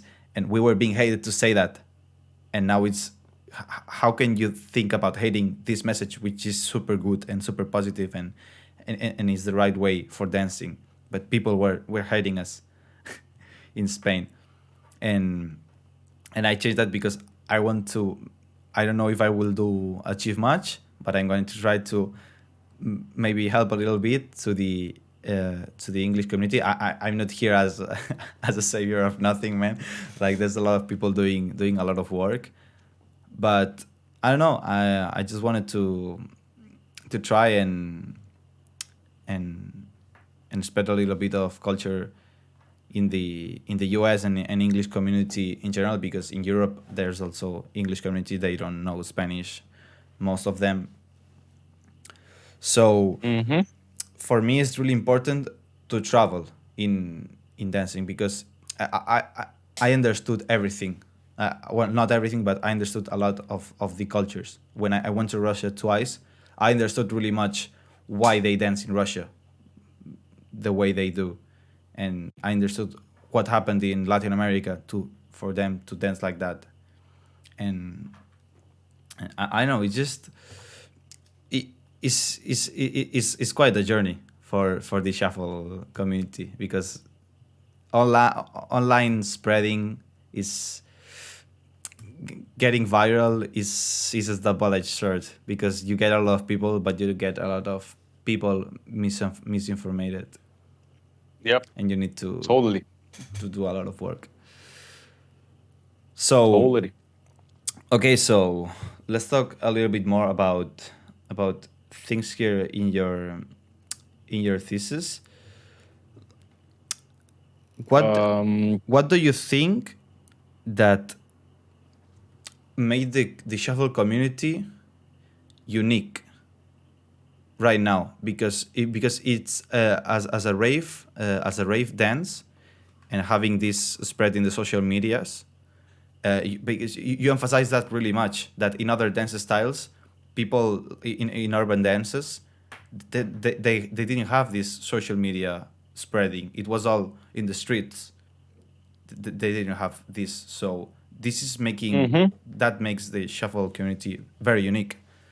So what do you think that is important for people to know about how's our community? And because I oh sorry. no, I was saying that just there's people that don't like the shuffle community after Instagram or social media or YouTube. I don't know.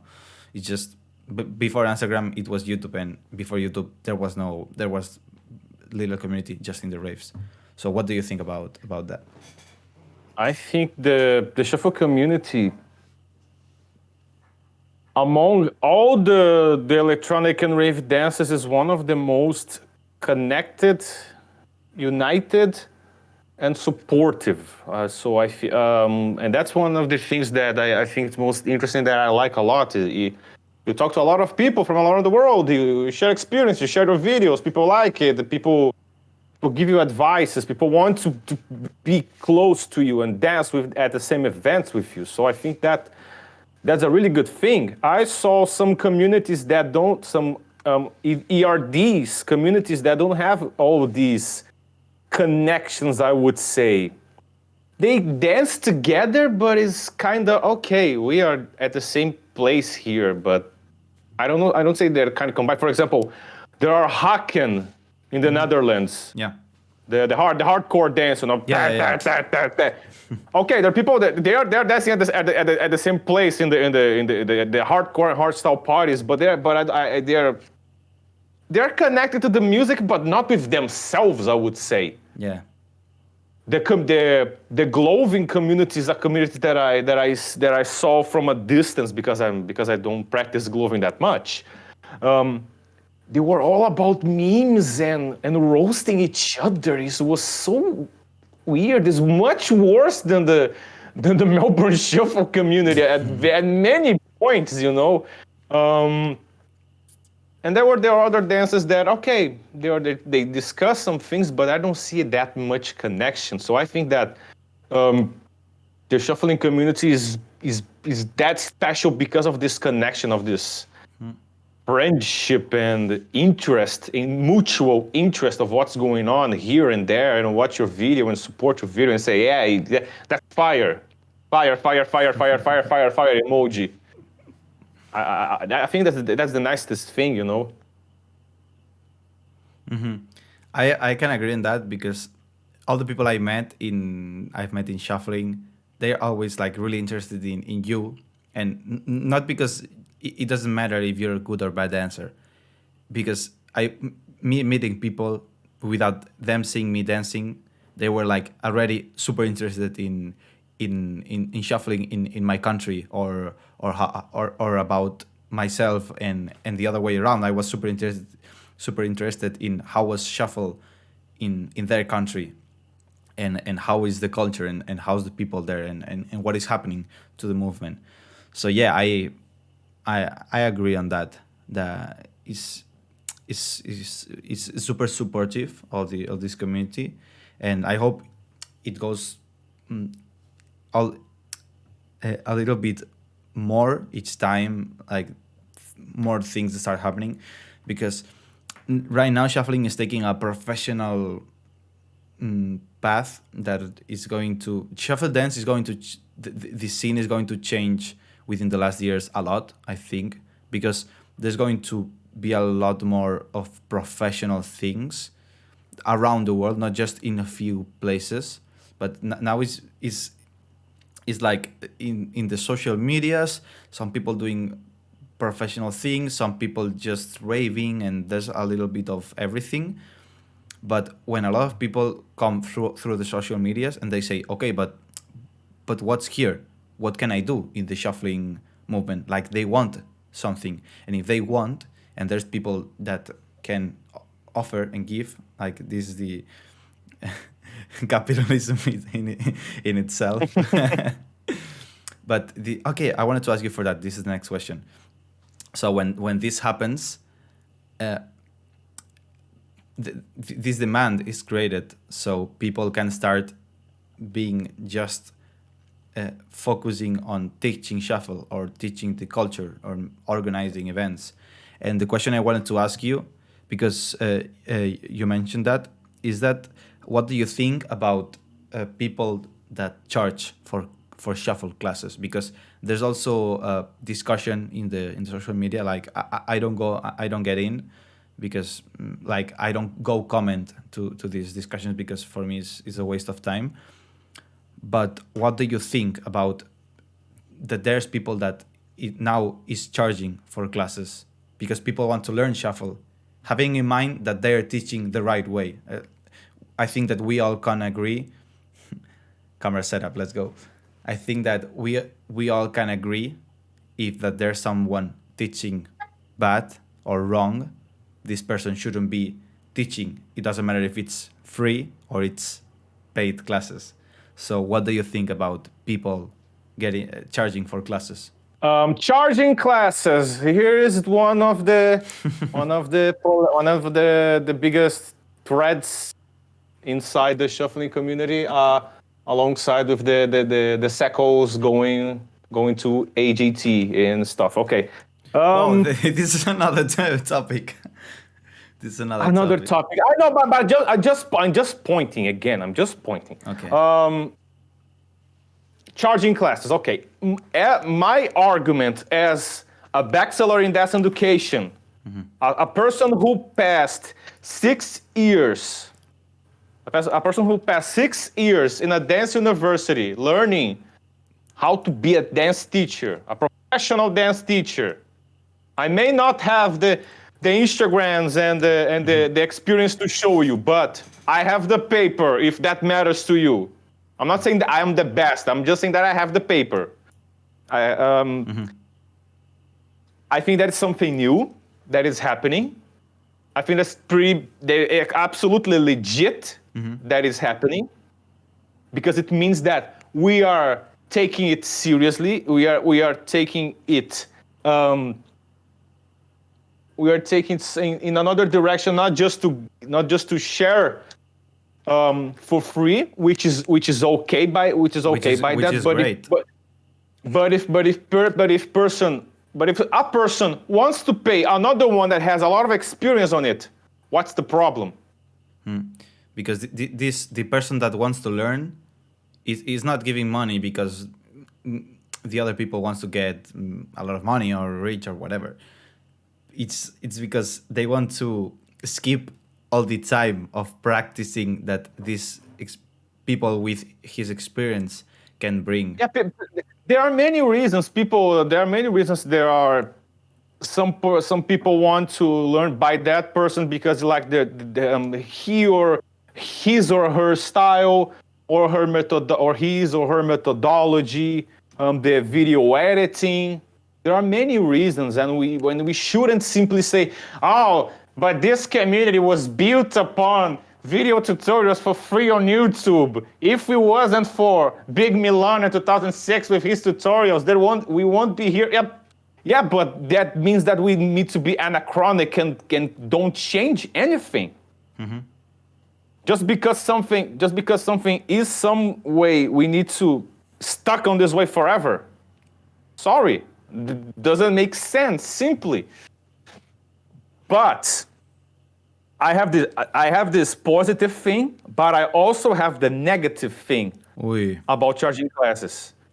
I'm not just saying negative, but I think it's about stepping the game up inside these people who are teaching. For example, you are teaching just the moves, or you are teaching the history as well.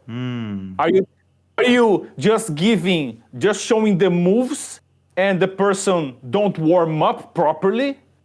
Because you need to warm up the hips, the knees, the ankles the legs properly. You need to prepare their breathing.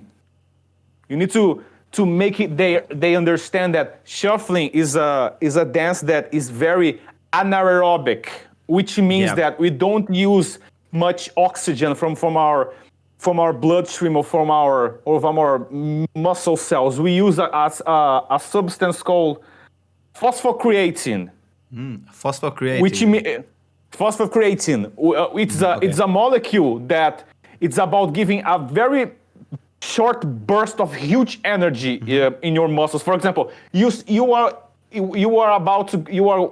walking to a bus stop. And you see your bus stop right behind you. You go run. You sprint. You go sprint to catch that bus. When you get inside the bus, you go. That's your phosphocreatine working, and then you need to wait for like minutes to recover that phosphocreatine. Okay. Does people know about phosphocreatine? Maybe some people will. I didn't. I'm going to search information for this. Maybe some people with physical education diploma know. Maybe some people with I don't know, some exercise thing know. Maybe some athlete that are shuffling right now knows. But the regular people that are just shuffling right now and they don't understand why they're getting tired so fast. I didn't even know about the specific phosphocreating. Was it like that? Phosphocreatine. Yeah, but I know that is shuffling is really cardiovascular, and it's not like go running and like soft and go hiking. It's something that it's very intense, like, and you need to train specifically for this. If when people want to get less tired in dancing, in shuffling, for example, I do classes, I charge for classes. I agree on what you said, that if you just teach the moves and you don't say why the moves are like this, you don't know about this stomping, you don't know about a lot of things, and you just teach choreographies. And I'm not even saying that teaching just choreographies is bad, because if there's people that maybe only want to dance this choreography and they don't even want to be interested in shuffling, so maybe they can take these classes. But if people want to learn the shuffle culture, they shouldn't search for just choreography classes, because they will learn just the moves. They need someone who can teach them that. And for example, I do the warm-ups, and I emphasize really much on my students that they need to practice shuffling. Like, if for example, if you go running, you won't get better results in shuffling because you go running. Maybe it affects a little bit, but the specific energy that you need for shuffling is with shuffling. You can train another thing and get better at shuffling, because you need to train this specific thing, and this phospho-creating you're talking about. You need to get your body better in these situations. So I need to talk some other things as well. For example, what you, Marbiik, are the most important part on shuffling to you? What you think that the most important part of your body regarding shuffling? For me, the most important thing in shuffling is the weight. Where do you place your weight? Because shuffling, because you're changing a lot of times. It's not about this something that is steps. I see like the most common error that people have is that they balance themselves wrong, and they lose the balance, and they don't know how to end these steps or transition properly. So I emphasize really much on people, because I see that there's a lot of people doing the steps wrong, not because how they put their feet, but because where do they have their body weight, and this helps them balance and don't fall or don't get hurt. Weight transition. That's it to you? Not transition, but to know all the time where your weight is. To have control of your weight, because if not, you can get hurt or don't do the steps properly. Okay. It's a very good answer, but I did not make the question properly. What's the most important part of your body when you are shuffling? The feet. Anything muscle, articulation, bone, whatever. I would say the knees. The knees. Okay. Can I point to what is the most important part of shuffling? Yes. The hips. Hip. You do nothing without your hip. You cannot do a flexion or a rotation, because you cannot do a running man or a T step or a T shuffle. You cannot do some trick if you have your hip locked. You may have your knee locked. You can still do something with your knee, with your ankle locked, but without your hip, you do nothing. And you know where I learned it? I learned it with a contemporary teacher that I had in 2013. That he told me that the shuffle to hit was all about losing balance, because when you are in this position, the middle position, you are losing your balance, and when you lose balance, you twist your ankle and you hop. Try to keep this forever. You see that your tonus is still try to Well, make you because- balance, but when you lose it, see to your feet that support you, you twist and you hop. That's why, because at the beginning when you asked, I talked about the weight, but because in this position that you just did, for the ones just listening, he was just in the transition point. Well, in the half running man position, which is the knee up and the other leg centered with the body. In this position, for example, because I have my weight perfectly balanced most of the times, I can be in this position without moving for a long time. Depends on how I position and that. And but it makes sense. It makes sense to me what you said. I didn't know about that, so I'm going to. So I told you that because I learned from other places. Yeah. And I completely. incorporate all this knowledge from other places into the way of teaching. In practical things, in what ways can you use the hip? Like, okay, knowing that without the hip you can't do the flex or knee up or twisting the hip, but practical. For example, imagine that I'm in a class of yours, and you just told me that the hip is the most important thing in shuffling, because if not, you can't do anything with the legs, basically. So practical things, or things that to put that into movement. How do you address that as a teacher, for example? Because How do I address that? I would make people first understand their body. Then they try to improvise with their hip, going to make the weights to one hip to the other, going left and right, front, back with their hip. I take that perspective as my contemporary dance teachers make me understand. You first need to understand your body, understand what's happening to your body, then you understand the basic moves. Then you start to dance. Yeah.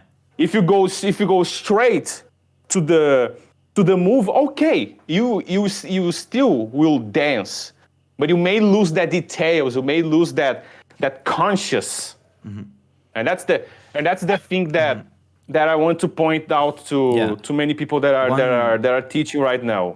One thing that I see too about the hips is that this happens most on women than on men.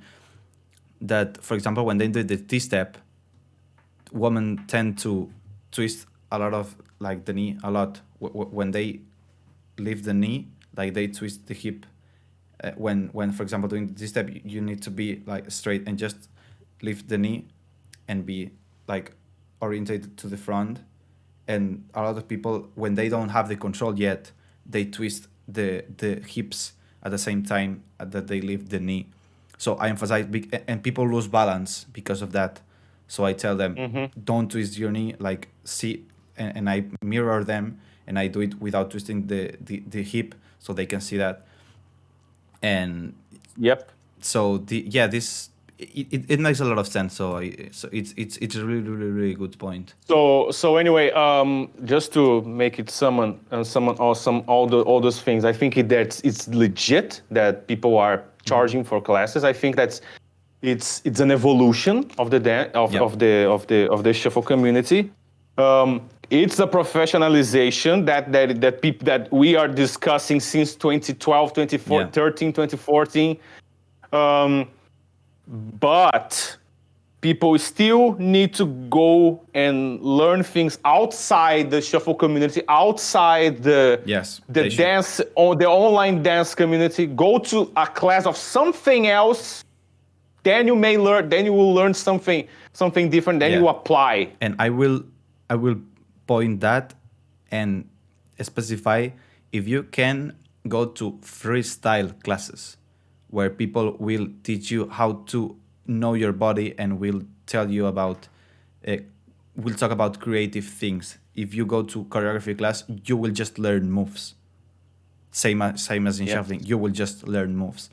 So this is a really good point because at the beginning, when I was starting being a teacher, I didn't. It felt really weird to me to charge for classes. I knew that I needed to charge because it was starting to be my profession, and having this is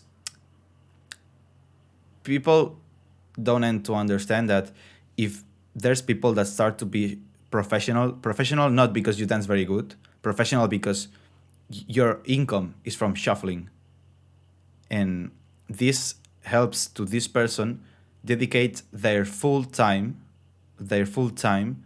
to work into shuffling. That means teaching more. There will be more community, more dancers, better dancers. Organize competitions maybe, or meetups, or more events, so people that maybe aren't working professionally in shuffle will have more things to go to shuffle because there's people being professional. And because there's people being professional, a lot of more events will happen, and because more events will happen, more people will want events, and then the more professional shufflers will be needed to also to to comply all this demand. And being at the beginning one professional shuffler or 10 professional shufflers, or how many professional shufflers, I don't care, this will lead to more people being and ending being as professional shufflers. So I always support people that tries to go in this way, because it also helps me, because people will end up also coming to me and coming to also more colleagues who are already trying to take it professionally. So I understand people that saying that at the beginnings it was all about love, and they also taught people without charging anything. I understand that, and I also teach free, and I've taught so much free. But if you create content, for example, and you teach things, you're already teaching free. Or if you are in a meetup with people and they ask you something and you teach, you're also teaching free, and then you have like your professional classes. So I think you can live together with everything. It's not just one or the other. Okay, so And by the way, what I told people can agree with me, people can disagree with me, but I'm not here to point out and say what people should or shouldn't do with their classes. I'm just saying that if we want to progress in this community, we can't just keep the same thing as video tutorials, but charging with in doing some little Yeah. tweaks. The thing needs to be much grower. yeah, That's it. more professional, and the teacher should have more knowledge and interested in taking more classes. The teacher is not just things for the students to take classes from another styles. It's also for the teacher. So this is a message for all the teachers, because I'm also taking other styles classes, and also I take shuffle classes from other teachers from shuffle.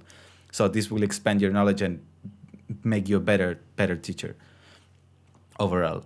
Okay, so we are almost in the end of the podcast. I always end the podcast having two things.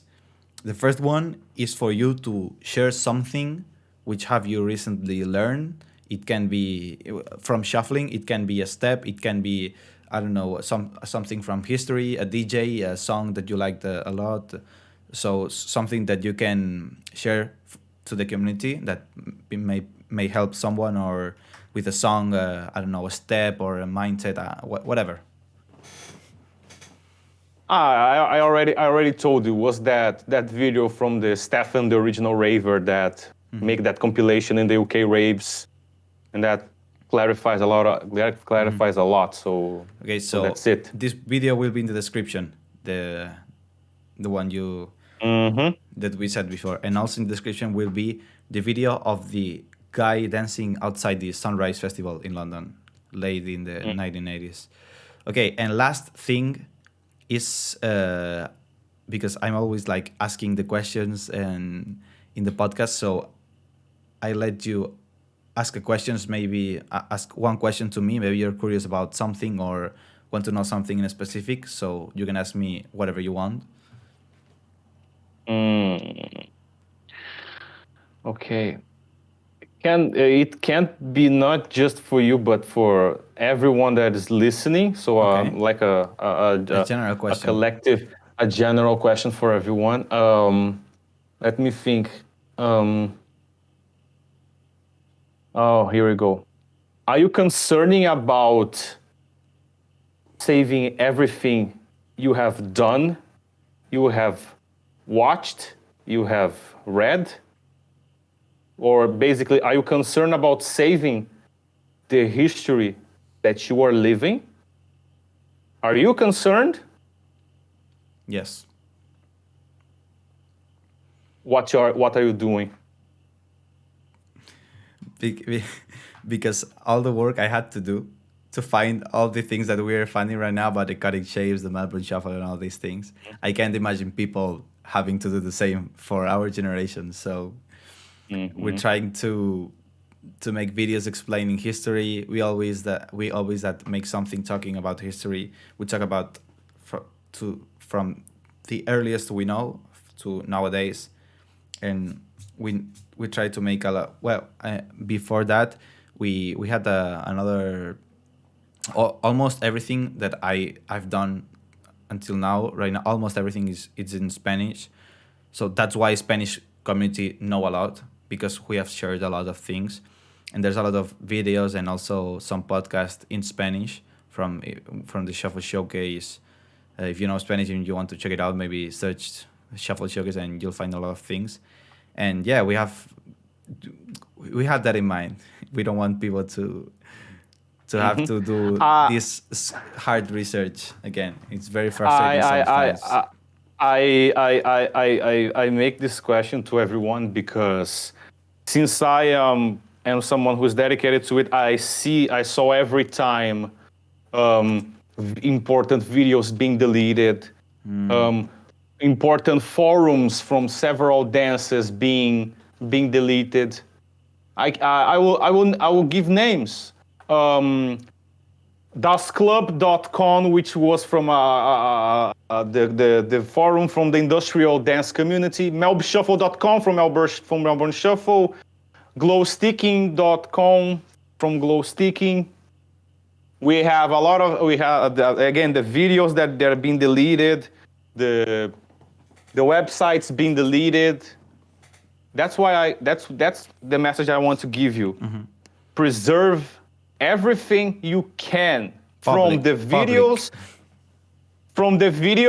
public and in a safe store, in a safe storage in your home or on a cloud. I say this because I see this every damn time. Information being deleted, history being deleted.